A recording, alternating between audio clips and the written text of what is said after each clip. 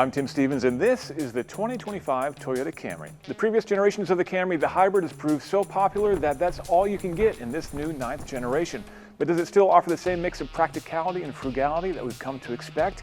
We're going to give you all the numbers, then walk you through the full Capital One review treatment to find out.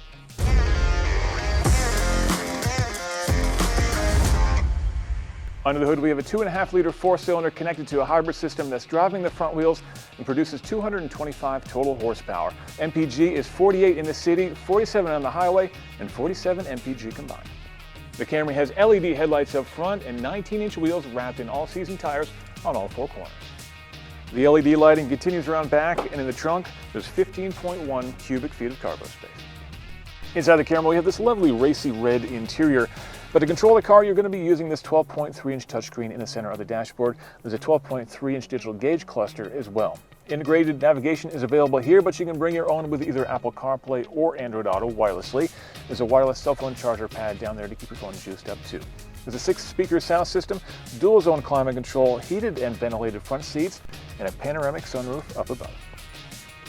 And that's all the numbers on the new Camry. Let's hit the road and see how it drives.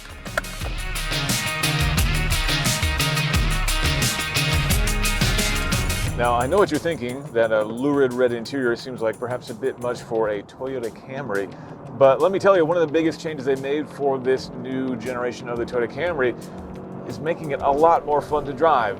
No, I'm never going to confuse this thing for something like a GR86. It's not that fun to drive, but this is actually a big step up from the last generation Camry, which was a little relaxed, a little too calm, frankly, a little boring. This is still a family sedan, so again, it's nothing too outrageous, but Toyota's done a really nice job of making this thing actually a lot of fun to drive out here on the track.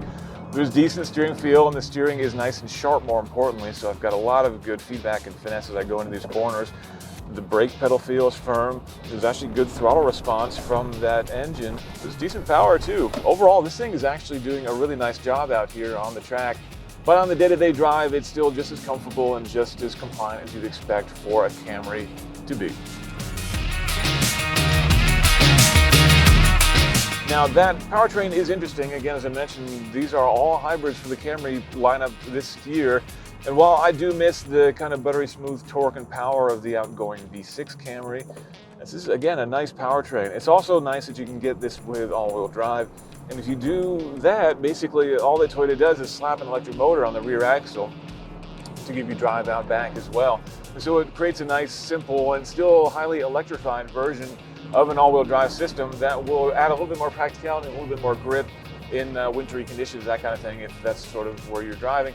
But ultimately, I think for most people, the front-wheel drive version is just going to be the way to go.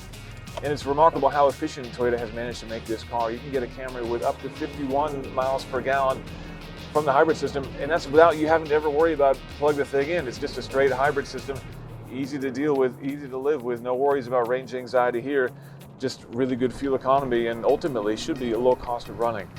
Now, as this is a bit of a reboot for the Camry, there aren't that many models available just yet. Again, I missed the power of the V6, and it's unfortunate that there really aren't any higher end engine options available in the Camry just yet, but maybe that leaves room for a little bit of expansion in future years from the Camry. But overall, this new Camry drives great. I think it looks fantastic too. And as ever, it's a great and frugal value, and it's a really great car.